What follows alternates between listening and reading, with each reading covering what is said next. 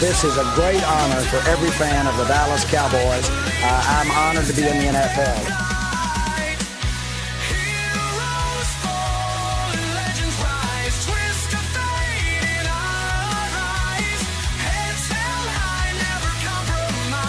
What can I say? Mamba out.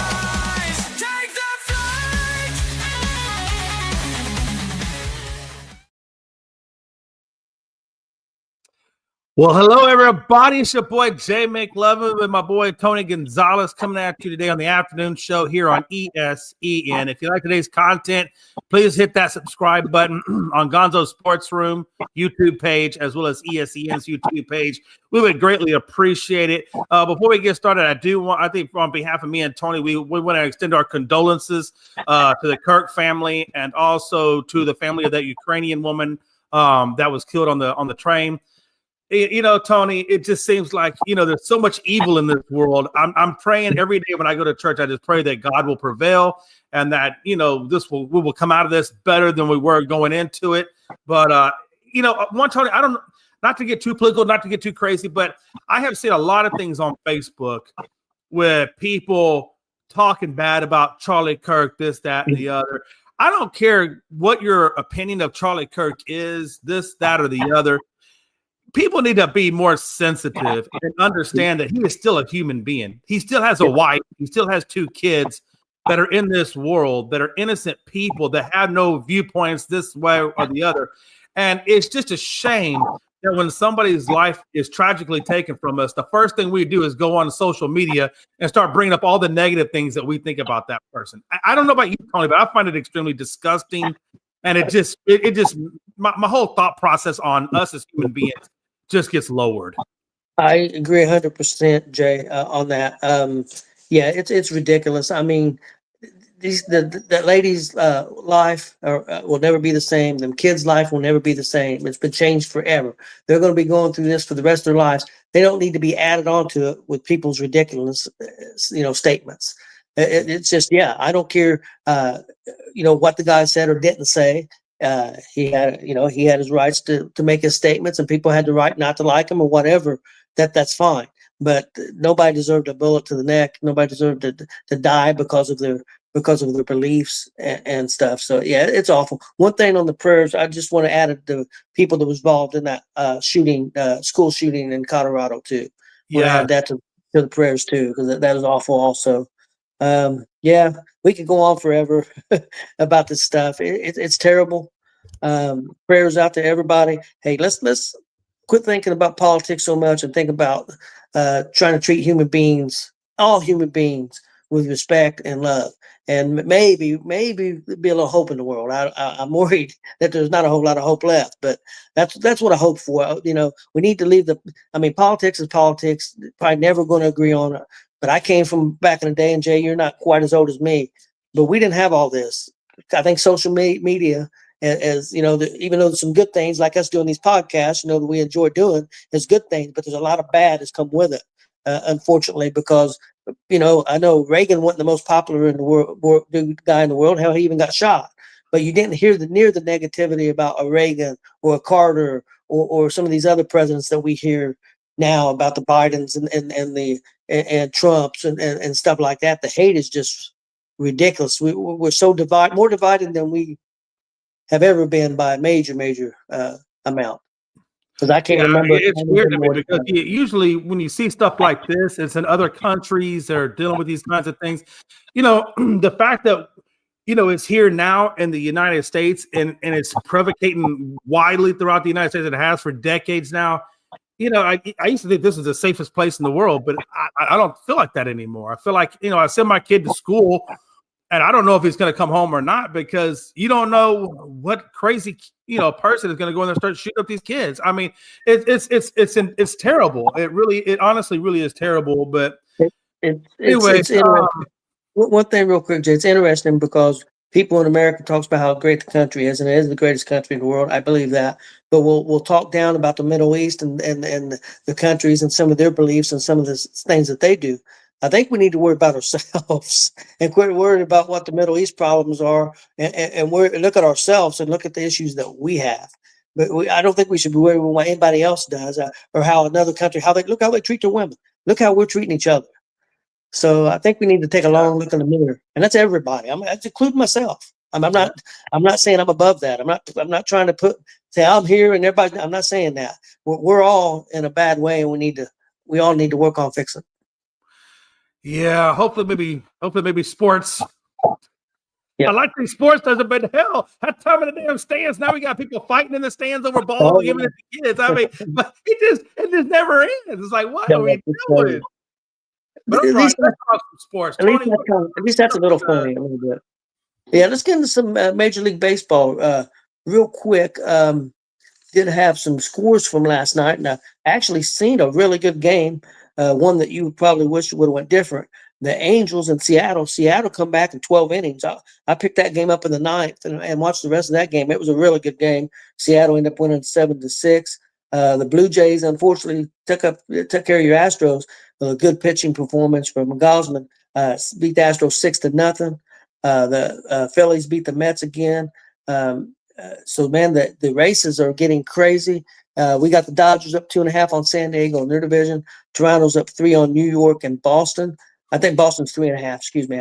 Seattle and Astros are tied, and I think Seattle may have the tiebreaker because they've got them listed. They've got them listed. Astros are now the wild card, and Seattle Mariners currently are the division leader right now. So as we stand currently, and the Rangers 2.5 back in the wild card there in the American League with and they got Cleveland 3.5. Cincinnati and San Francisco now have made a surge and only a game and a half back of the Mets, and Arizona's 3 games back. So things are getting close. Things are getting interesting. 15, 16 games left in the season. Jay, your takes on the Astros? I mean, I know you're worried because I'm worried for them too, man. Yeah, the thing with the Astros was, number one, Toronto is red freaking hot right now. I mean, they are sizzling. Toronto is absolutely sizzling. And, anytime you're like a team like the Astros, where I don't think they know what their identity is. I don't think they know right now who they even are because of the fact that they've had so many injuries and so many players out, so many players coming back. It's like a revolving door right now with the Astros in terms of who comes in off the IR and who's going on the IR. Now Luis Garcia, who just came off that Tommy John, 2 years ago, is now back on the 10-day IL with elbow discomfort. And I got to tell you, Tony, anytime I wear words elbow discomfort and IR, I'm automatically thinking in my head, is this going to lead to a second Tommy John surgery for him? And if it does lead to a second Tommy John surgery, what is the chances of him coming back and being an effective pitcher? Because the odds go down when he had that second Tommy John, especially if it's not with the brace. If it's just a natural Tommy John, I don't know how much of a chance he's going to look like. I want to say it's almost like a less than 10% or right at 10% chance of being an effective pitcher once you've had a second Tommy John. I believe Walker Buehler, if I'm not mistaken, he had 2 Tommy Johns, and he just got released by the Boston Red Sox after they put him down into the minors after he came back off that elbow surgery or elbow issue that he had. His ERA was above 5, so they put him down to the minors. And then eventually, now that Zach Wheeler is now off the season or out of the season now for Phillies, they went and picked up Walker Buehler. They're going to roll with a 6-man rotation, but I don't know how effective Walker Buehler is going to be given what he's put up so far. Now, he does have a good track record in the postseason, but we'll see where that goes. But yeah, as far as the Astros are concerned, it's just a revolving door of people. Sousa and Ort are 2 of our bullpen guys are on the IR now, and they are expected to probably not be back for the postseason. But we did pick up JP France off the IR, so I imagine he'll go into the bullpen along with Lance McCullers. I feel okay with JP. I don't feel okay with Lance McCullers because that guy isn't right. His command is all over the place. He is not pitching well. I'd rather the Astros either DFA him, but I think they have too much money invested in him to DFA, but he really does need to be DFA'd at this point. Jay, who does the Astros have coming up in this series? And do you know who Seattle has? I don't. I can pull that up real quick. I know right now the Astros are getting ready to go up against the Braves in a 3-game series, and then we have them after that. So give me one second. I can pull that up. Yeah, the Reds play the A's this 3-game series, and I believe, if I remember correctly, the Mets have the Texas Rangers. So that's both their next 3 games. San Francisco, I don't know, but yeah, right now, Jay, honestly, I think with 15 games left, it's just going to come down who the hottest team is. Because I mean, the Mets were super hot; they've lost 6 in a row now. That's how the Giants and Cincinnati got back in this. A week ago, the Giants and Cincinnati were 4.5 back, 4.5, 5 back. But the Mets went on. The Mets had won like 10 in a row, or 8 out of 10, or 9 out of 11. But now they've lost 6 in a row, and that's how teams get back in it. So yeah, it's going to be interesting in the National League and the American League. Mets going to come back probably down back to the last day.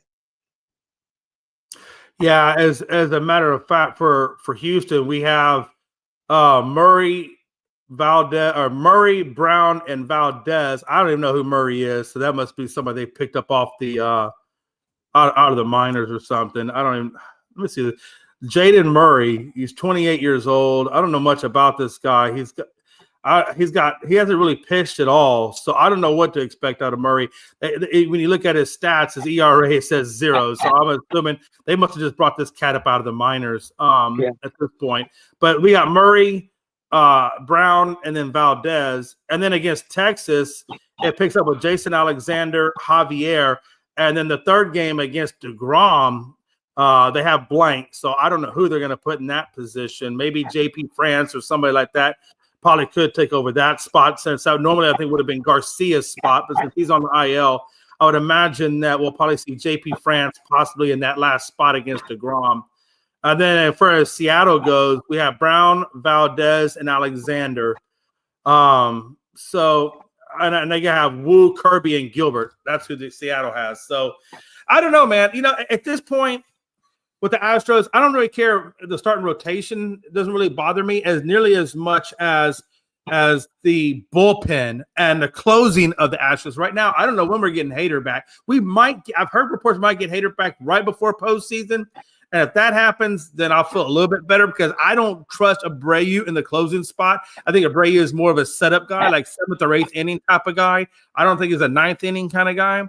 And I think he got exposed with Toronto. And I think if you go back and watch that, if it was the first game of that Toronto series that we just came out of, you'll see what I'm talking about. So I think Abreu, we need Hader back.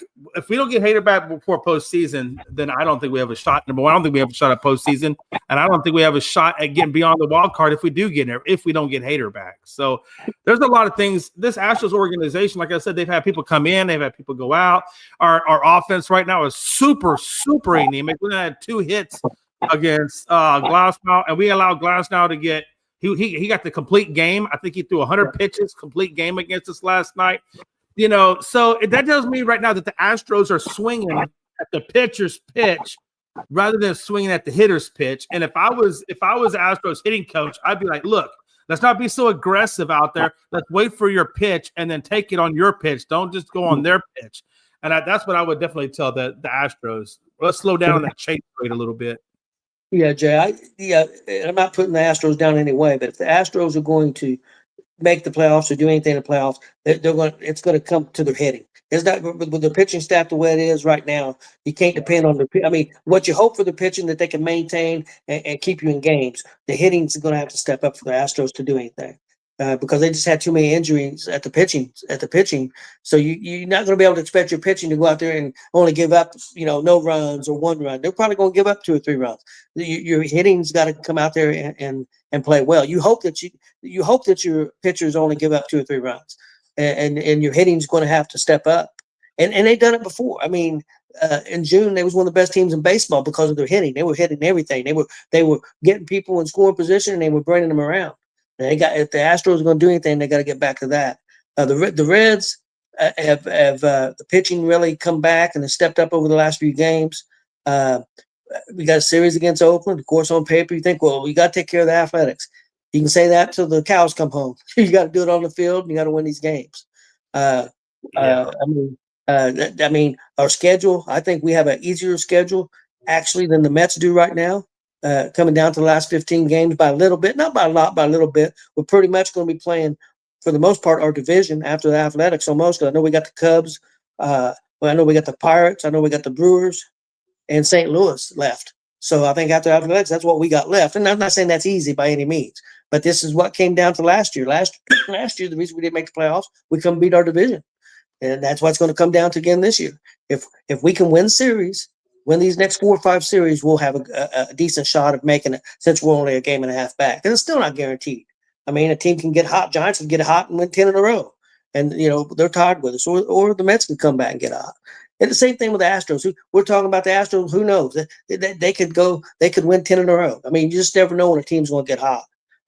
Texas has been fairly hot, and so is Seattle. So hopefully Houston can hit their stretch over these next 10, 15 games. They can maybe they can get on a hot streak again. It's been a while since Houston's been on a hot streak. So now would be a good time. Yeah, no, it's definitely been a while. And I agree with you. I think the Mets are going to play themselves out of that wild card spot. At the current rate they're going, I think they're on the 6-game losing streak. They just got swept by Philly, and they play Texas now. Now, I hate to tell you, this isn't good for you, but it's good for me. I do hope the Mets beat the crap out of the Rangers, because I need to. Sorry, Jay, I'm a Rangers fan. Go Rangers!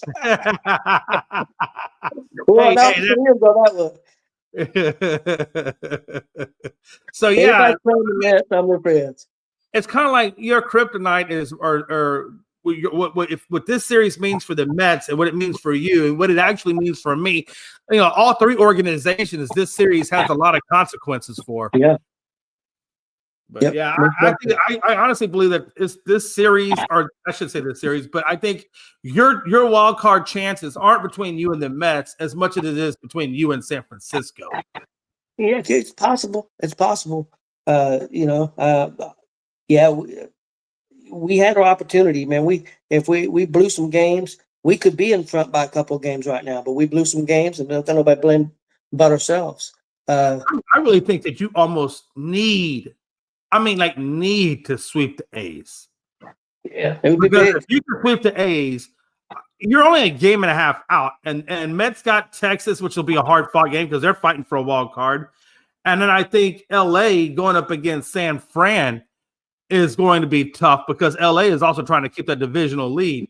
So this is your prime opportune time to try to snag that wild card spot and then try to hold on to it as well. Yeah, because Dodgers are only 2.5 up on San Diego, so they're battling. It's going to be fun. These last 15 games should be fun to watch. But yeah, real quick, I want to go back to that Blue Jays game last night. Yeah. It was not Blue Jays, Seattle game. It was crazy because Seattle jumped off to a 4-0 lead, and then it got tied 4-4, and then went to extra innings, and then the Angels got a 5-4 lead, and then they tied it. It was a good game. It really was. I know it wasn't the outcome that you wanted, but it was a good game. Hey, the outcome I wanted, everybody loses and the Astros win, but I don't live in that kind of world. But yeah. I agree. I feel like we have a lot of good baseball. Like I said, I think that Walker Buehler for Philly, I kind of want to see what Philly does now because, number one, they're taking in Walker Buehler. They lost Wheeler. They don't have Alvarado for the playoffs out of that bullpen, which I think is a big hit on them. And then they also don't know when they're going to get Trey Turner back off of, I think it's either a groin or a hamstring. I think it's a groin injury. So I'm curious to see how Philly does going forward and how that impacts them in the playoffs. Yeah, it's going to be – right now they're just pounding the ball. They're just hitting the ball like crazy, man. And I think the baseball looks like a watermelon to them right now because they're just putting up runs like crazy. And over the last 10 games, I think they're averaging like 7 or 8 runs a game. They're just pounding the ball. So, but yeah, like you said, when you get into those series in the playoffs, playoff baseball is different, you don't see a lot of those games where teams are scoring 10, 11 runs. Occasionally it happens, but it's usually a lot of close games and good pitching. So it'll be interesting, like you said, with the injuries that Philadelphia's got. But again, they're a great hitting team, so maybe they'll carry them through. One thing real quick before we move on is I want to talk about one quick thing that Walker Buehler talked about in an article that was on ESPN. He basically hates the ABS system. Like when I say hates, like he prays to God ABS does not come to the major leagues. And I was hoping I could find that, but it looks like that I guess that it slipped out of the time frame. It's been on there for a little bit, but basically what he's saying is that he feels like with this ABS, his automatic judging system for strikes and balls, is that it's not as accurate as what everybody thinks it is. Like he said, it just depends on the camera angle, where they put the camera angle on the plate in terms of where determines its strike zone. But he said it's going to be different. The targeting will be different at every single ballpark. I guess he's saying there's no consistency in it. So I would not be surprised if, matter of fact, even Austin said last night on the show that he said he saw balls in the minor leagues go right down the middle of the plate, just like regular games, and get called balls. So I don't know how much, and then people's knowledge and use of the system, Walker Buehler was saying could be a factor in how people use the ABS system. So apparently this ABS system doesn't seem like a sure thing in terms of getting the balls and the strikes correct. That's what Walker Buehler and Austin were saying. That's two pretty credible sources. So I'd be curious to see if they do bring the ABS to the to MLB, how that's going to affect ball clubs and how it's going to affect pitching going forward once it makes its debut. Yeah, I'm not for it at all. I know that there's human error all the time, but I mean, it's not an easy thing to call balls and strikes. I've done it before. I've not done it much. Chris does it a lot. I haven't or used to. Yeah, it's not fun back there, in my opinion. And it's not easy, and I'm sure that the levels go up. As you go to high school and to college and to the pros, it gets even tougher. I'd rather keep the humans in there. I don't want the computer stuff. That's just my opinion. Well, I like having the humans in there, and I think there should be 2 challenges at each at bat. That way, it gives you the option of, if one looks like it's way out, you can challenge it, almost like the instant replay, right? Or I guess it is the instant replay. I feel like I would rather them do the challenge system rather than them do the ABS system. I know it could possibly slow the game down, but I think it's going to be a more accurate version of that game.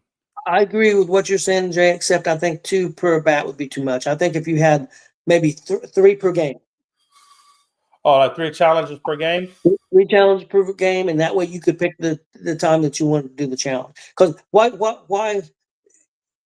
2 challenges per game? I think, because you're talking per bat, you're talking it could be 2 per inning. It could be 18 challenges for each team. Yeah, I think that's too much. That's just my opinion. I wouldn't even be mad if it was 2 challenges per inning per inning. Because if you think about it, there's 200 at bats.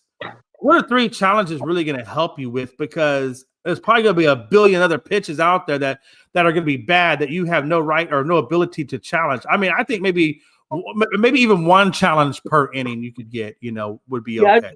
I just felt like 3 per game because that way you could use them more like when a guy's on base. Now, if you got perfect example, you got runners at first and second, and you get a horrible call for a strikeout call. And then, hey, that could be it would matter more if there was guys on base instead of doing, they had strike 3 on this one. There's nobody on base, but we're still going to challenge it. And if you got 2 per inning for each team, I think the game would just be slowed down so much that it'd be a tough watch. That's just my opinion. I mean, either way, though, however they want to do it, I still rather have the human element in there, I think, than the ABS in there. Because again, the ABS still depends on how it's calibrated, how the camera is lined up. I mean, there's still ways you can manipulate that as well if you're the home team doing it or whatever the case may be. Perfect example. I mean, how do you know it ain't gonna be messed with, calibrated in between innings and all kinds? I mean, it could cause big issues, I think. Just like people think sometimes umpires are bought off too. So I mean, you know what I mean. No, I totally get it. And again, if you start doing that and you start calling it a certain kind of way in your park versus other parks, people might start saying scandal, this, that. It opens itself up to a lot of speculation, I think. Jay, you already know. You know the first team that's going to get accused of it. Oh, dude, hey, look, man, we got Major League Baseball has come out and said that Trammell's bat was perfectly fine, that they give him 0 competitive advantage.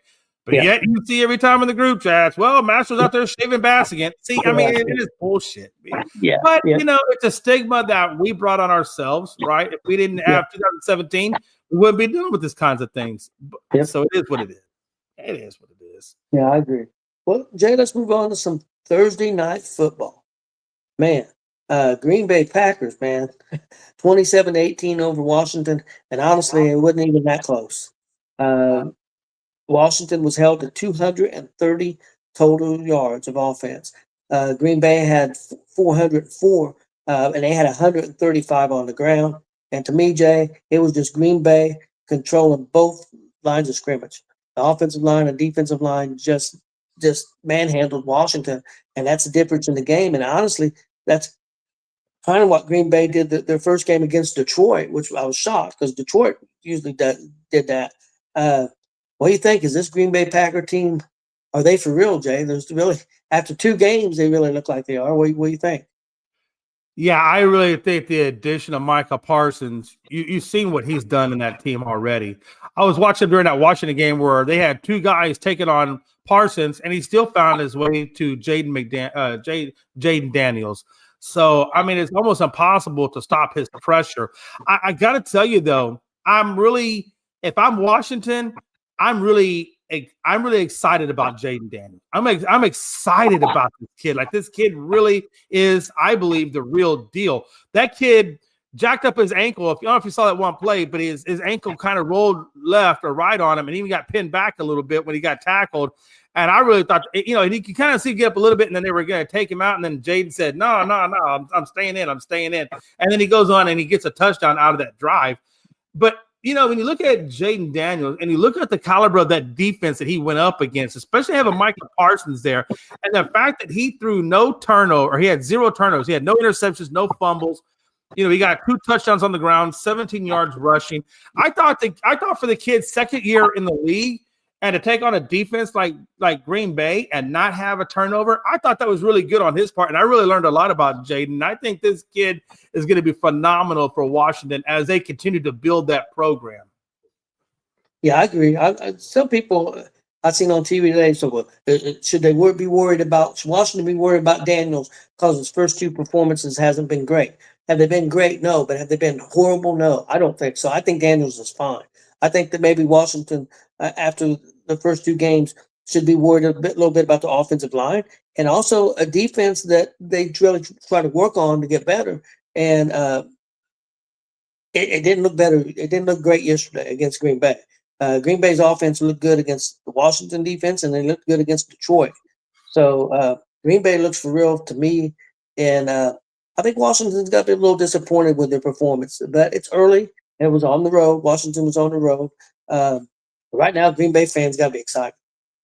And that's the thing, too. If you look at Green Bay, I think the hero in Green Bay right now, outside of Michael Parsons on that defense, but I think the hero on that offense is Kraft. I forget the guy's first name, but tight end Kraft. That dude is just blowing up.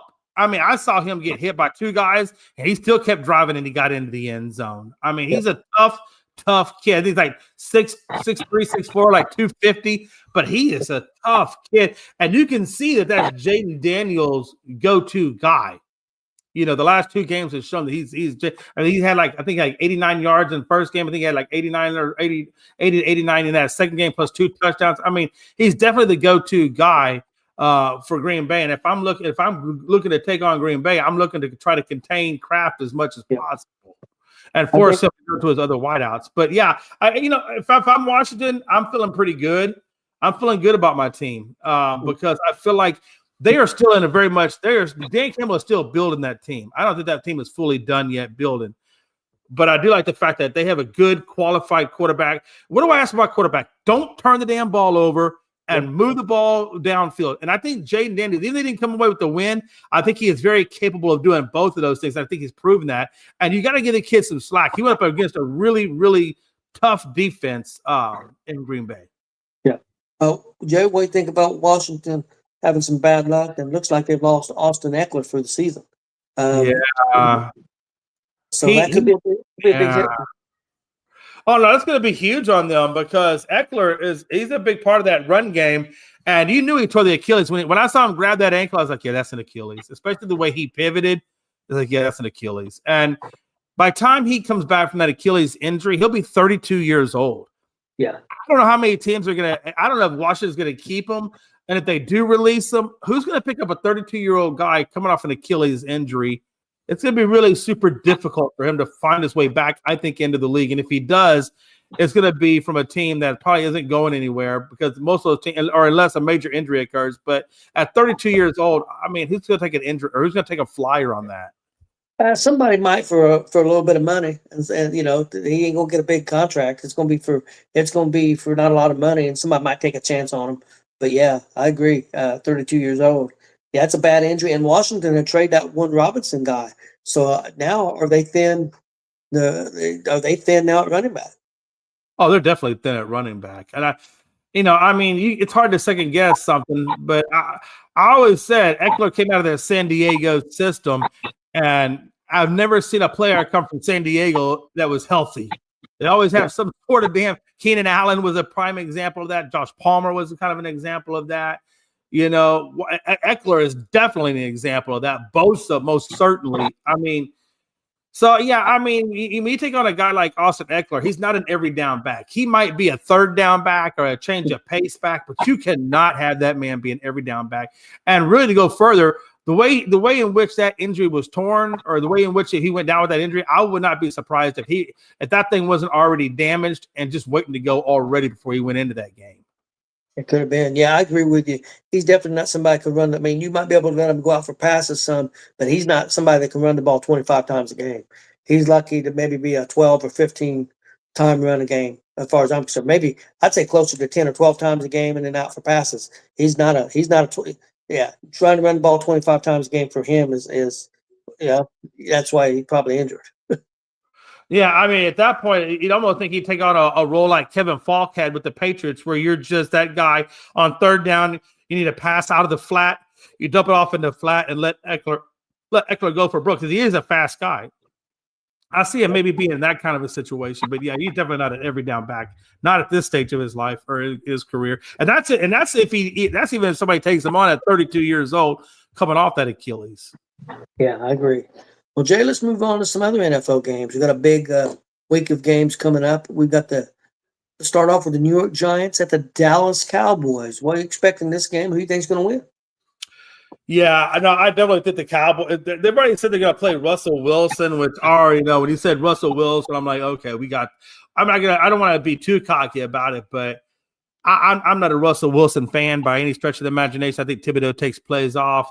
I think Malik Neighbors isn't being utilized, and I think you kind of saw that when he went on against Dable on the sidelines when he was upset about his usage.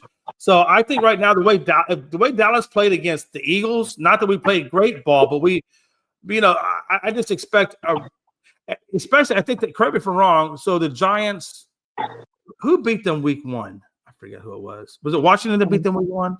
Washington. Yeah. So yeah, no, I expect to have a heaping dose of CeeDee Lamb, and I guarantee CeeDee Lamb's already come out and said, "Hey, look, I know I dropped some balls. I blame myself for that loss." So I think you're going to see a different version of CeeDee out there. I think I'd like to see him get George Pickens more involved, even Ferguson for that matter, and get more. I know Schottenheimer's more of a run first kind of guy, and so I expect to see a lot of Williams out there. I'm surprised we haven't seen Jaden Blue yet. In that first game, I thought for sure he might put Jaden Blue in some packages, but it didn't happen. So I'm curious. As a matter of fact, I think Miles Sanders actually wound up getting what would have been Jaden Blue's carries. Yep. And he didn't do bad. I mean, Miles Sanders had that really nice, I don't want to say it's like a 20-yard scamper that he got where they actually caught him. Otherwise, I think that could have put Dallas in a tied position with Philadelphia. But no, I at this point, I see Dallas definitely handling New York. I'm not worried about New York. Yeah, I agree with you. I agree with you. I like Dallas to win this game. I think they win by at least 10 points or more, being at home. I like Dallas. One question for you real quick about the Giants. Do you think if Russell Wilson gets off to a bad start, could we see Jackson Dart in this game? Well, from everything I've heard, it sounds like they want to move on from Russell Wilson and give Jackson Dart the ball. I think they're waiting for that offensive tackle to come back off of injury before they throw Jackson Dart out there, because I guess they don't want to give Jackson Dart an opportunity to get hurt. So I think once, and I forget that guy's name, they mentioned it earlier today and I forgot his name, but I think once they get that offensive line the way they want it, I would not, you're going to see Jackson Dart at some point this season. I just think it depends on when they get that offensive tackle back. And then I think we see Jackson Dart. I think if they had a good offensive line or had all their starters healthy right now, I think you would see Jackson Dart. Okay. Let's move on. I think Dable knows that. I think Dable knows that he's on the damn hot seat. And the last thing Dable wants to do, in my mind, if he's going to lose his job, is not having played Jackson Dart, the guy that he drafted.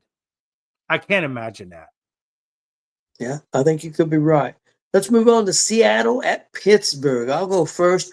I like Pittsburgh in this game at home. I think their defense and offensive lines got to play better this game. They surely can't play a whole lot worse because they looked horrible in that first game and they still won. But Seattle didn't look bad their first game. But Pittsburgh being at home, I'll take Pittsburgh. What about you, Jay? Yeah, I'm not a firm believer in their offensive line. And I know Walker is still kind of dealing with that foot issue that he had in spring training or in training camp.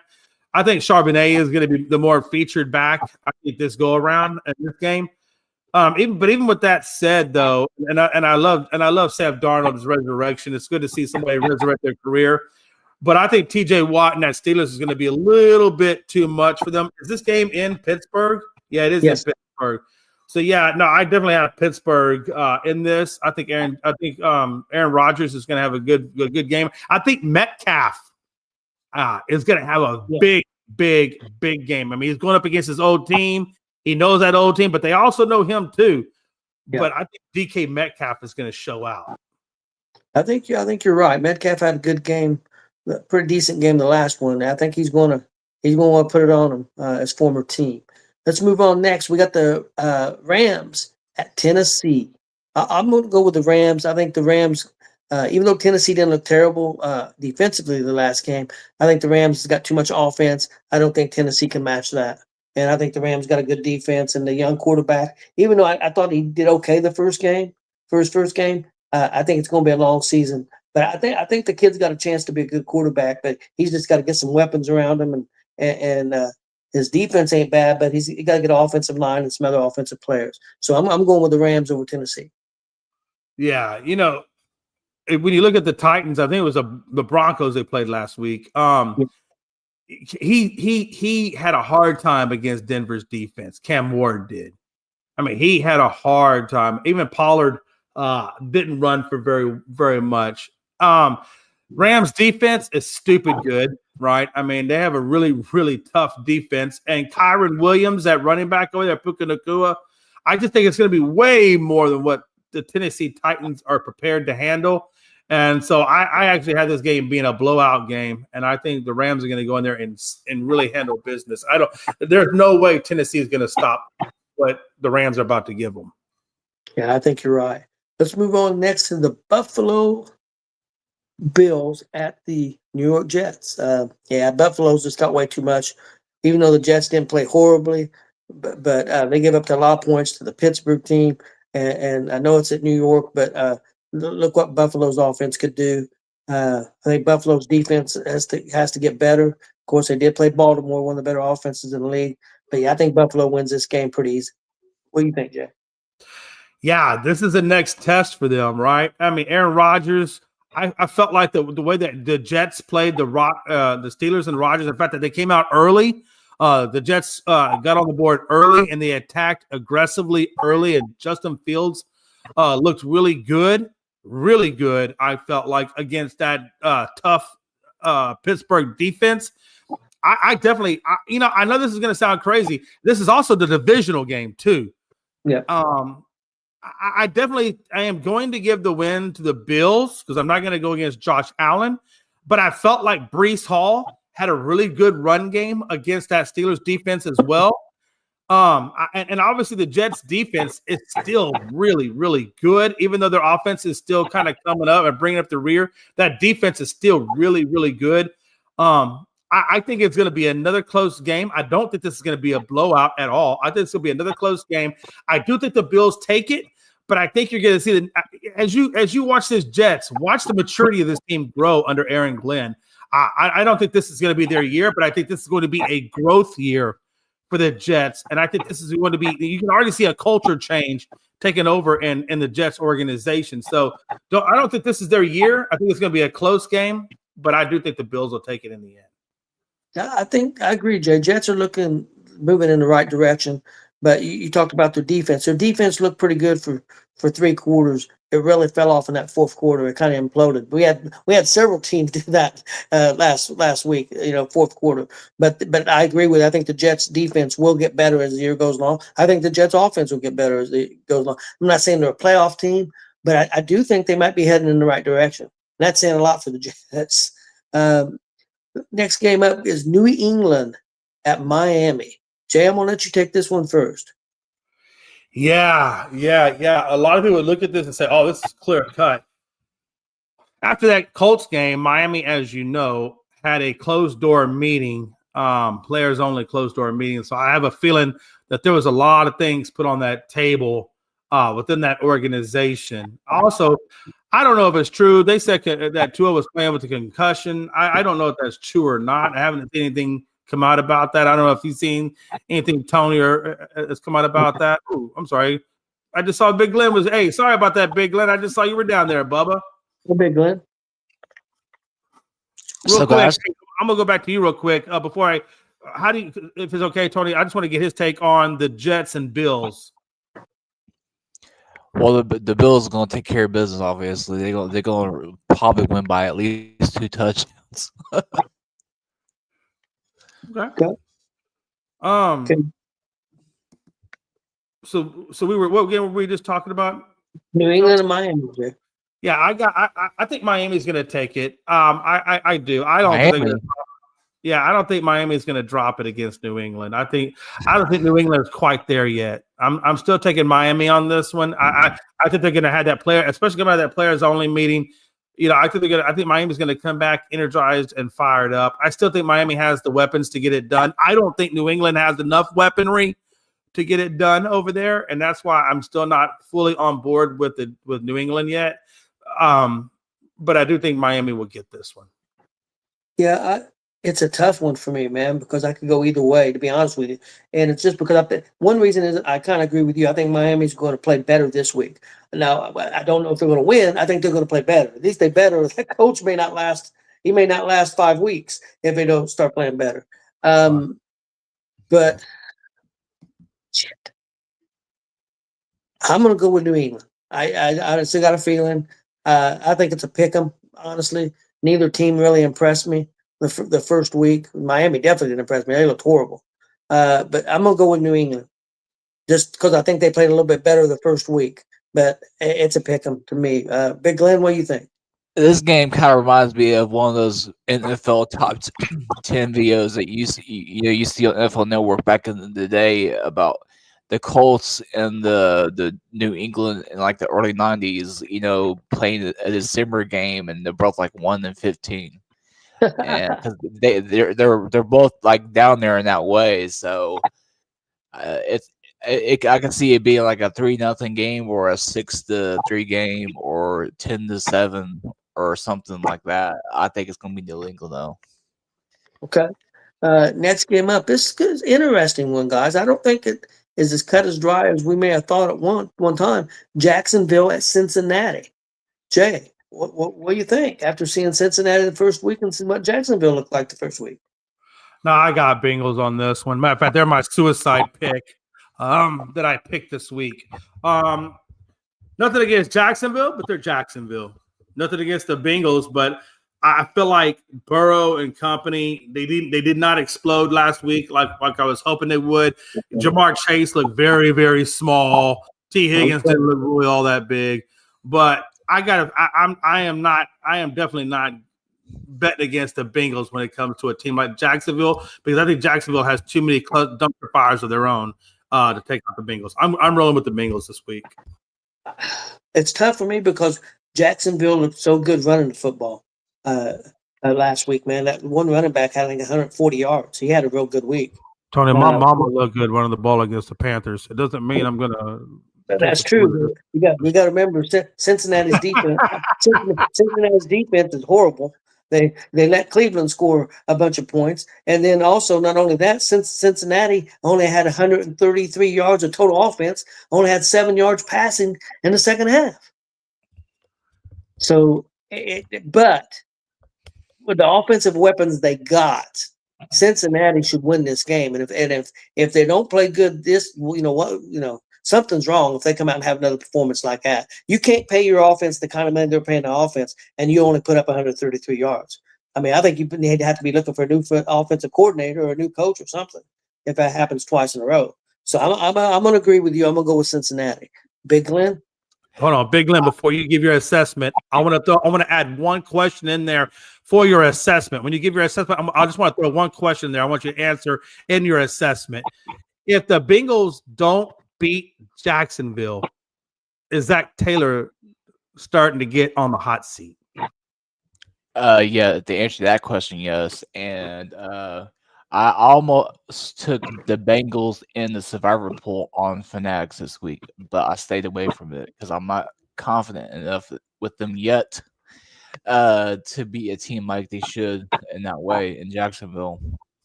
So in that survivor pool, I did not pick the Bengals this week, but I did pick a team that we have not spoken about yet, but I'm sure we'll get to it. So I'm still taking the Bengals. But now I'm gonna start calling you Little Glenn. Big Glenn would have made that bet. Little Glenn shies away like a little fool. I'm not calling you Big Glenn no more. You're Little Glenn.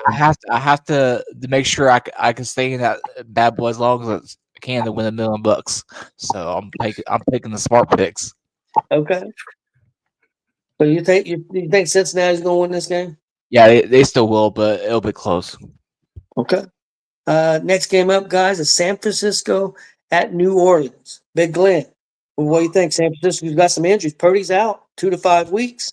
They'll be starting. I can't think of his name, but the guy that was quarterback from New England last year. Mac Jones. Drake yes. May. No, Mac Jones. Mac Jones is getting the start for San Fran. Oh, yeah.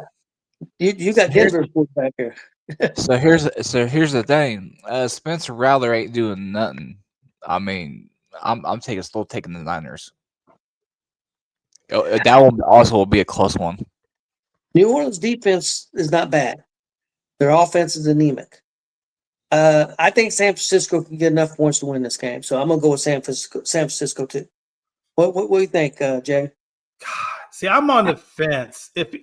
I'm on the fence on this one. If this was Brock Purdy and Ayuk and George Kittle and company, I would definitely go with that direction. But the reason why I'm starting to kind of lean towards New Orleans just a little bit is because of the fact there is no George Kittle. There is no Brock Purdy. You got a McCaffrey in there, but can he handle a strong workload?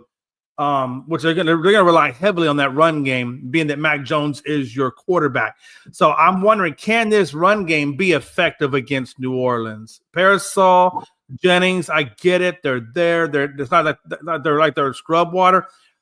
But I'm riding with New Orleans. I'm gonna go against the grain on this one, and I'm riding with New Orleans. All right. Next up, we got Cleveland at Baltimore. I'm going to go first. I'm going with Baltimore all the way. Even though Cleveland played pretty good the first week, I think Baltimore is going to be madder than hell. They're at home. They better win this game. They don't want to go 0-2. So I'm going to go Baltimore all the way in this game. What do you think, Big Glenn? Gee, I wonder who the hell's going to win this game. Baltimore.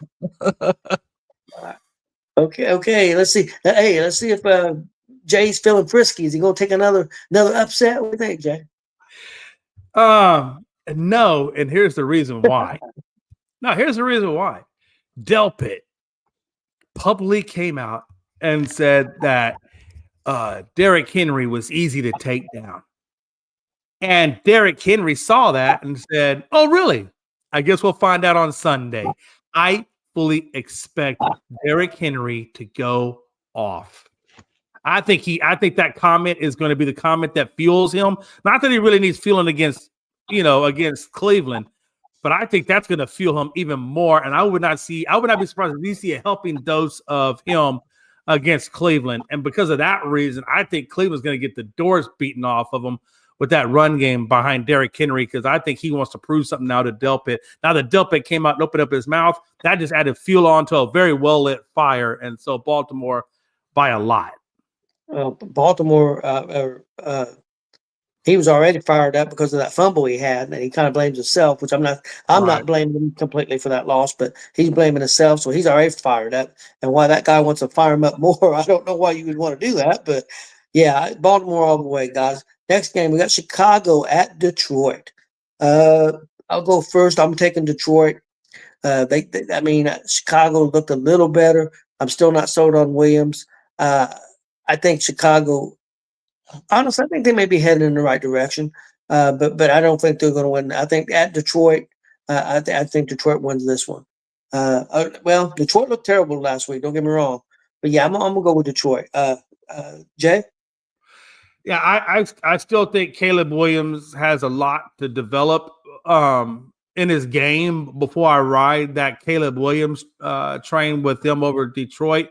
I think the only thing that concerns me about Detroit is they did not have that fire in their bellies like we typically seen from Detroit. And the loss of those coordinators, I don't know if that has a part to do with it or if it has something to do with it, but it sure seems like it because a Dan Campbell-led team typically has a lot more fire in their belly than what we saw out of Detroit last week. So I still am going to ride with Detroit, but they have some issues over there on that team in terms of their mentality and the way in which they play the game. I want to see a much more hungrier Detroit team to come out before I feel confident about picking them. But I think they have too much talent on that team for Chicago to deal with, so I'm going with Detroit. yeah, Glenn. Before you go, I just want to comment. I agree, Jay. They did. I mean, look how they played last year with all the injuries. Look at the fire when they played with even with all the injuries. Now they got everybody back, and I know you lost your coordinators, and maybe they'll get off to a slow start. But I'm a little bit worried about Detroit. But I agree with you. I think Detroit's got too much talent to lose to Chicago right now, especially at home. So yeah, Glenn. Detroit. All right, short and sweet. Next game, Denver at the Colts. This is a tough one, and I'm gonna be straight up honest with you. The Colts looked really good the first game. Denver's defense looked great. Their offense looked anemic. You're about to say we're coming off cloud nine Sunday, is what you're saying. But I'm gonna be honest, straight up honest. If this game was at Denver, I would pick Denver. But since it's at Indianapolis, I'm gonna be a homer and I'm gonna take the Colts. And since it's Indianapolis, now I'll be straight up honest. If it was Denver, I would be straight up honest with you. I would take Denver because at Denver and the altitude, I would take Denver. But being at home, I think the Colts looked good last week, and I'm going to be a little bit of a homer. And I think that the Colts may be able to score enough points to beat Denver. Even though I think Denver's got a good defense, so I'm going with Indy. Big Glenn, I'm gonna go Denver. I feel like their defense is a little bit too much. I think we're going to be coming out of cloud nine this Sunday, but at the end of the season, the Colts most likely will win the AFC South. Okay. Jay. Yeah, I'm still riding with Denver. I like Daniel Jones. I think he's off to a good start with Indianapolis, but again, it was the Miami Dolphins that was uninspired Miami Dolphins that they beat. So I don't think Denver and Sean Payton led Broncos are going to be in that same category. So for that, I feel like with the way Williams is running the ball, or not Williams, Harvey and Dobbins ran the ball, and the way he had 2 interceptions and they still came up with the win. I'm still riding Denver on this one. I'm not 100% on the Colts train, but I will tell you this, Tony.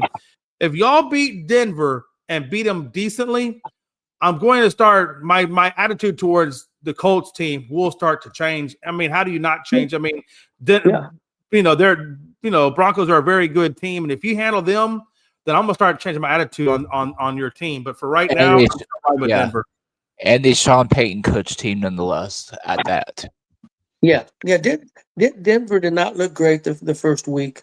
Like I said, but I think it's a good test. I think that Denver's got a decent running game, and that's going to be a good test for the Colts and for the Colts defense, which they need that test. And Denver's got a great defense, so that's going to be a good test for the Colts. So I think it's a good measure to stick to see where the Colts are. I mean, if the Colts, let's say the Colts lose this game 20-17, that's not a killer loss. Now, if we go out there and we get dominated, then we know, hey, we're not where we need to be. But the main thing is to show we can compete. And if you can, you're at home, we want to try to get the win. I think it's going to be a good game. I don't expect Denver to blow them out. I think the Colts will be in this game. And because I'm a homer a little bit, I'm gonna take the Colts. But I'm being honest. But I think the Colts has got a shot. And next up, guys, we got Carolina at Arizona. Jay, what do you think about this one? Yeah, it's definitely Arizona. I mean, I don't believe in Bryce Young any more than I believe in the Easter Bunny. I just don't, man. Bryce Young, with Leggett and McMillan, he's got some good wide receivers over there, but yet he still is just not really getting the job done. I don't even see inspired football coming out of Bryce Young. So because of that, I'm definitely taking who the hell are the Panthers playing again? Arizona. Yeah, I'm definitely taking the Cardinals. I think I want to see more of this, what Trey Benson has to offer. I went and picked him up in fantasy.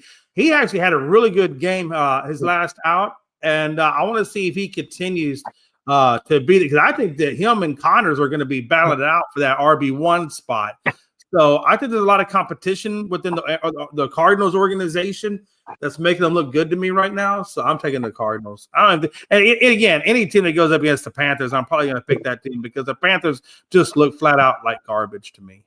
Yeah, Arizona at home I like, and also I like the running game. I wasn't real impressed with the quarterback play last week. It was very inconsistent. Offensive line has to play better. They did not protect the quarterback real well. But I think Arizona's got a pretty solid defense. I think they'll get a couple picks on Carolina. I'm going to go with Arizona. But I said before the season started, I thought Arizona could be a playoff team. They're going to have to play better than they did last week, because I was not impressed. Big Glenn? I'm going to pull out a Bob Irsay thing here. Give me Arizona. Okay. All right. Next up, guys, we got Philadelphia at Kansas City. Rematch from last year's Super Bowl. That's got to be Sunday Night Football. No, it's not. Oh, really? No, Sunday Night Football. No. Yeah, no. Sunday Night Football is Atlanta and Minnesota. Okay. Philadelphia at Kansas City. Jay, what are you thinking, buddy? Yeah, they actually had the afternoon game. With the way Kansas City played and the way Philadelphia played out, in week one, I wasn't really all that impressed with Kansas City, especially I really wasn't impressed with Travis Kelce. The fact that Xavier Worthy now is on the injured list and they're not getting Rashee Rice back for the 5 more games or whatever it is, I don't think they have enough firepower, honestly, on that offensive side. Pacheco looks pedestrian. Kareem Hunt looks pedestrian. The whole damn team looks pedestrian with the exception of Patrick Mahomes, in my opinion. So because they are not playing inspired football, and damn good and well that the Eagles are playing inspired football, and they're coming to play, I'm taking Philly all day long. All day. Yeah, I agree with you, Jay, especially with the injuries. I think it's going to take 24 points or more to win this game. I'm not confident that Kansas City can put up 24 points against Philadelphia, so I'm going to go with Philadelphia also. Big Glenn? Fly, Eagles, fly. Okay. And now we got the Sunday night game, guys. Atlanta at Minnesota. This should be interesting. Atlanta completely blew that game the first week, against Tampa Bay. They should have won that game. They blew it. Atlanta looked pretty good. Phoenix looked good. A little bit Robinson, I was a little disappointed. I thought Robinson would do more. Minnesota didn't look great the first 3 quarters. Looked fantastic the fourth quarter against Chicago. I think Atlanta's a better team than Chicago. Oh, man. Because it's at Minnesota, I'm not confident that Atlanta, they lost the close games last year. I got a feeling they're going to lose the close games again this year. I'm going to go with Minnesota. Big Glenn? Minnesota. They showed up to me like to make me lean that way. Okay. And Jay?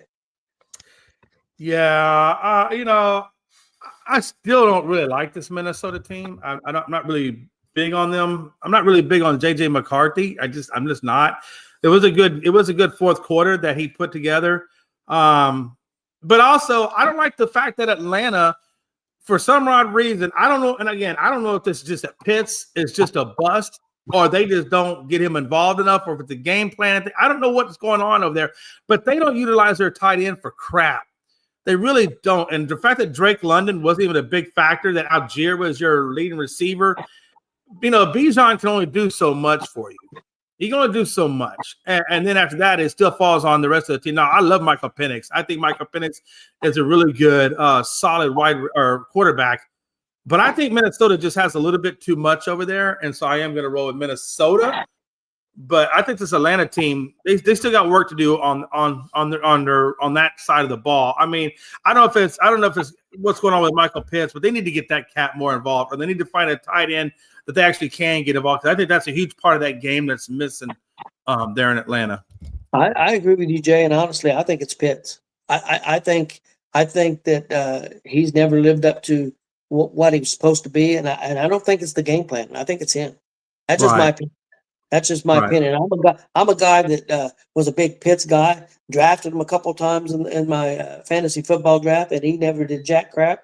And I just have lost faith in him. Now I hope he proves me wrong, because I don't want anybody. I mean, I want the guy to meet his potential, but he's never even come close to it yet. Well, guys, we got 2 Monday night games this week, but we're going to save that for Monday. I'll just let you know it's Tampa Bay at Houston. Should be a good one. And the LA Chargers at the Raiders. One game's at 7, one game's at 10 or 10:30. So we've got 2 Monday night football games, but we'll talk about them Monday. Should be 2 good games, though. Especially the first one, Tampa Bay, Houston, man. That should be a good one at Houston. And the Chargers are at the Raiders. Most definitely. And I think y'all already hit that game earlier, but I picked the Rams over Titans. That was the game I was telling you that I picked for the Survivor.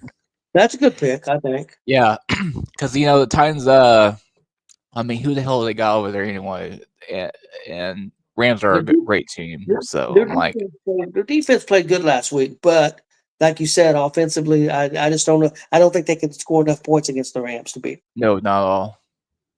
I think. Oh, one quick injury to note on the Commanders. Their defensive end Wise's injury is now not a career, but it's a season-ending injury. So they'll have one less guy on that defense that can help them. So that's just one more knock on the poor Commanders.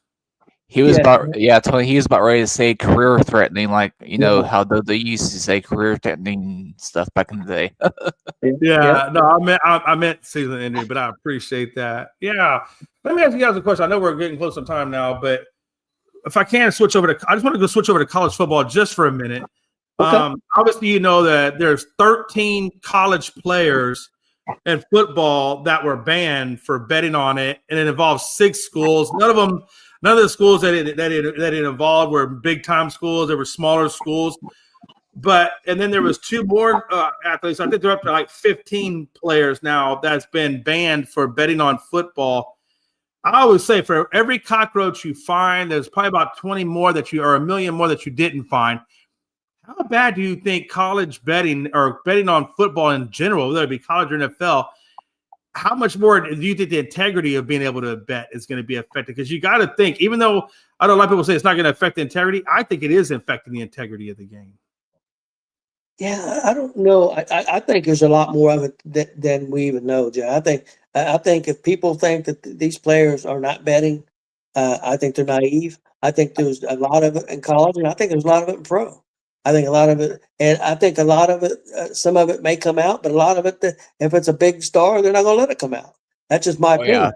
Yeah. For example, baseball, Ohtani. Nobody will ever convince me. Nobody will ever convince me that Ohtani wasn't involved in that. Nobody will ever convince me. Absolutely, Tony. You already know. Because if you paid a good enough amount to a certain person, they can forget about it in that way.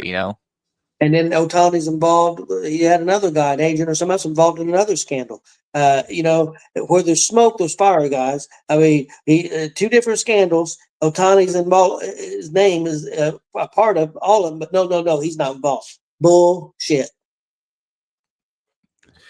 Yeah. I was looking at some of the college football games too as well. It looks like the big one is going to be Georgia plays Tennessee. That's one of them. Notre Dame and Texas. South Florida plays Miami. We got Texas A&M and Notre Dame. Ooh, that's gonna be a good one.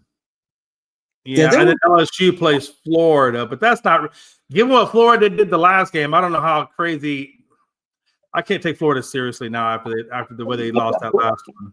That USF and Miami game could be interesting. USF playing really well right now. First two games. I know that's a big test against Miami. And not only that, Big Glenn, that's on CW. CW got a good college football game this week. Oh yeah, yeah. Hey, you played IU. Indiana State. How you feel about playing Indiana State? It's just another W on the schedule, man. Because our non-conference is so freaking easy. It's stupid, honestly. Well, okay, since you brought that up, and let's talk about this for a couple minutes. Yes. I brought up about the former coach Saban, and I tell you what, I was never a big Saban fan. Great coach, just fantastic, maybe the best coach ever in college football, possibly. Some people will make that argument. So I don't want people to think that I don't think he's a great coach. I do. But I thought he had a big advantage of getting players, and I think that's one reason why he got out of it once the advantage went away. But one point he does have, and I 100% agree with, is right now, why should you play a tough schedule? If you play a super tough schedule and lose 3 games, you're not going to be in the college football playoffs. So if you should make the teams play a tough schedule, make them rate the schedule. This is how tough a schedule each team has to play if you want to be considered for the college playoffs, and then go by the strength of schedule. And even though you play 11 games, if you by far played a tougher schedule than, let's say, Penn State played by far a tougher schedule than Texas did. Let's say Texas played a super easy schedule and only lost 1 game, and Penn State played the toughest schedule in football, but lost 3 games and lost them by an average of 2 points a game. Why should Texas, and I'm not picking on Texas, I'm just using them as an example, Jay. Why should Texas get the nod for playing an easy schedule? So, I mean, in any team, whether it's Alabama or you know what I'm saying. I'm just saying the easy schedule. No, Tony, I really don't know what you're saying because y'all pick on Texas quite a bit. No, I'm trying to think that that's just a lie. I don't think Texas plays an easy schedule anyway. Look, Tony, just because you put LOL at anything that you say that's disrespectful doesn't mean that it's not still disrespectful, Tony. Okay, forget it. Let's take Texas out. I'll put IU there. I'll put my team there. IU played the easy schedule, and Penn State played tough schedule. I think Penn State should get in. I agree with Saban. Yeah, I agree. You should not be discounted because you played a tough schedule. Why would anybody play a tough schedule if it's going to count against you? Right. I again, I'm right there with you. Right there. Absolutely. Although I am for IU teams like IU playing like better teams than what they've been playing the first month of the season. Like I want to see some like IU play like Vanderbilt or Virginia Tech or Miami. But again, Glenn, right now the way football is, I understand. I mean, they got to play Penn State this year. They got to play Oregon this year. You lose those 2 games, you still might have a chance to get in the playoffs because they're 2 really good teams. But if you had a couple more tough teams on that schedule and you lose them, you're not going to make it. True. Oh yeah, absolutely. So that's the catch-22 that these teams are in. I mean, the Big Ten's a tough conference, but when you got them split south or east or whatever, not every team plays each other. So one year, like IU worked good for IU last year. Their schedule wasn't super tough, so they made the college playoffs. This year it's a little tougher, so it's going to be harder for them to make it. So, and same thing with the conference in Texas. Then some years they're going to play a real tough schedule. This year, I think they play a pretty good schedule. Next year may not be quite as tough because the schedules are made out 5 or 6 years ahead of time. I think that the college playoff system should be involved in the schedule making. Okay, Alabama, you can't play Kennesaw State and you can't play another team. I mean, Indiana State. You're going to have to play. No, you don't have to play another Southeastern Conference team. But okay, you got to play. For example, you got to play Wisconsin, who's not a great team in the Big Ten, but they're still a Big Ten school. I'd send them to Austin. You play Vanderbilt. Make the teams play a little bit stronger schedules. I don't think that any of them should be allowed to play a 2A school or should be allowed to play a bottom this team. Let's say you should have to play the top 100. You know what the problem is for me is the problem is you have all these different conferences, so it's hard to make it all line up right. Where you have X number of hard schools, X number of easy schools, and then make it make sense. There's too many schools out there to make that type of thing. I would almost rather see them do one or just one entity and then just divide it into conferences. Like you got the East Conference, the West Conference, the North Conference, and the South Conference. And then within those conferences, you got divisions, and then have it come up like that type of, to where that way you're playing within, your area. And then those areas go at that way you have more tougher competitions. Well, it's like what Saban was saying, and it's kind of true. How many teams are really that good? Right. 70, 75, 80? He was saying about 70, 72. If you got the top 72 teams and you tell them that's who you got to play, you can't, and you can play in your conference, but anything outside your conference has got to be a top 72. No, Auburn, you can't play Ball State. Indiana, you can't play Indiana State. Texas, you can't play Texas Southern. You have to play if it's not a conference game. If you got 3 non-conference games, you're still going to have to play a top 72 or top 80 school, and that would solve things to a certain degree. Yeah, and I really think a lot of this comes down to money. I think a lot of it comes down to politics. There's so much politics and money in it. That's the only reason I can think of why they haven't done something like that. Well, that's why Ball State plays Auburn or plays Georgia. They go to Georgia and they get $1 million. Yeah, or $2 million or whatever. If I'm Ball State, I would go down to Georgia and get our butt waxed for, I guess, 70 to nothing. So and look how much stuff that funds for Ball State. Oh, absolutely. Ball State knows they're not going to be a contender for a national championship or a playoff. The chance they might be in contention for the MAC championship once every 10 years, but yeah, that's the thing. Even if you win a MAC championship, unless you go undefeated and get lucky, you're still not going to make the college playoff. Yeah. Nope, you might be lucky to crack top 25 at that. Yeah. I thought it was interesting. I do agree with Saban. I think there's a way to do it. I'm not saying I've got it. He thinks he does. He's brought this to the college football people. He's tried to get this implemented. He has for a few years. I think even before he left. Yeah. Well, we all know he wasn't a big fan of it. Some things I do like about the NIL. I think it gives other schools the same competitive advantage as some of the bigger schools. You know what I'm saying? I personally think it's a good thing. The only thing I don't like about the NIL, I think if you leave more than at least. Personally, I think you should have to sit out a year. But at least I'd say the first time you leave, fine. You can leave and you don't have to sit out. But once you leave more than once, you have to sit out a year. Because I think it's ridiculous that a guy can play for IU this year. Next year he plays for Ohio State. Next year he plays for Alabama. And next year he plays Colorado. No and no penalties. I don't agree with that. I think the first time, okay. The second time you're setting out a year, and that would do away with some of that.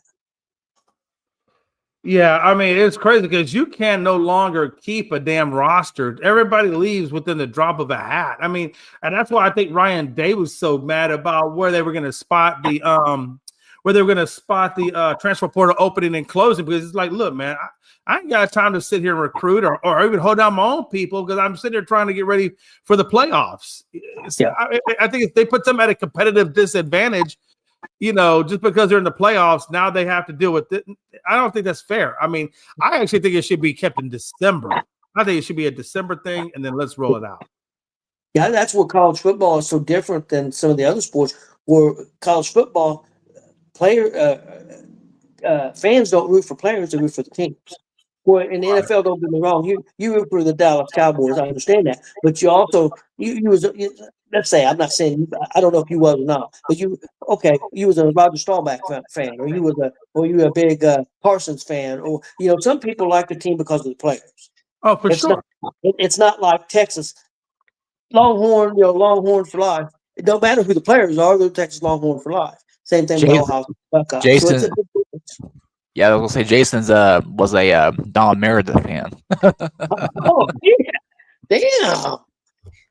Damn, he's calling you pretty old there. I remember Dandy Don. I think he just Googled. I think Glenn just Googled, hey, old players that Jay McLovin might have been around, and he just. Let's see. No, I have good knowledge in that way. Okay. I'm trying to think, Jay. I'm trying to think. When was you Or born, Bob Jay? Lilly. When was you born, Jay?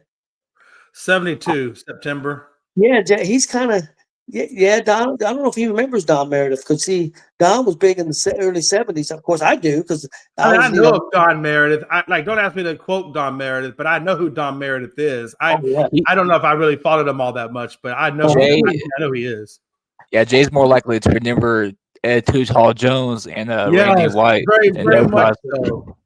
Yeah, very much so. See, I was big. To me, the best Monday Night Football was when it was Don Meredith and Howard Cosell and those guys. You know, Gifford. I remember Cosell. I mean, who doesn't know Cosell? I mean, yeah, Miss Cosell. Danny Don. Stuff. You always waited for the end of the game where Don Meredith would sing a song. Turn out the lights. The party's over. And he would always sing that towards the end of the game when he knew the game was final, who was going to win. He would always sing that. Turn out the lights. The party's over. I hope the party's not over for the Astros. I guess we'll find out in the next couple of weeks. Yeah, go Astros. Hashtag here comes the Mariners. I truly mean this. Shut up. Jay, I truly mean this. Go Astros, go Reds, go Cowboys, go Colts. Damn, Tony. Okay, let's go, man. And fuck the Yankees. And That's on that note, that's for my buddy Frankie. Yeah, fuck Frankie. But anyway, Frankie knows I love him. That's old timers. That's old timers got to stick together, Jay. Oh man, I'm telling you, man. With this new crop of generations coming up, We better watch what we turn out the lights. We may not be safe. Yeah. Hey, again. Don't offend nobody. All right. Anybody else got anything they want to get off their chest before we get out of here? Nope, Jay, that's it. Tonight, Jay, if you're not doing anything, you might be sitting around getting a little toasted.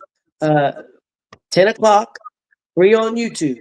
WWE got a free show on YouTube. It's Mexican wrestling, AAA, and it'll be some WWE stars and Mexican stars live from Las Vegas at 10 o'clock, free on YouTube. It's called Worlds Collide. You might check that out. It'll be fun. It'll be wrestling you haven't kind of seen before. It's a completely different style for WWE. Oh, I'll definitely. You said 10 o'clock on YouTube? 9 o'clock your time. So 9 o'clock on YouTube. And what was the name of this again? That's just put on WWE YouTube, and it'll come up. It's called Worlds Collide. Worlds Collide. All right, there you go. If I want to watch the Worlds Collide. I was gonna say one more thing before we go. That announcement, Tony, is Saudi WrestleMania 20. Yeah. That's a funky announcement. Yeah, it happens. Yep. Oh man, what a time to be alive. If you guys have liked today's content, please give us a subscribe again on our YouTube pages for both Gonzo Sports Room and Elite Sports and Entertainment Network. We certainly appreciate any subscriptions that you guys give us. As always, until next time, Frankie, I hope your Yankees lose and Cowboys win, Colts win, and yeah, man, Astros win. Whoever wins, anything else other than any of Frankie's teams will be perfect. New England's going down.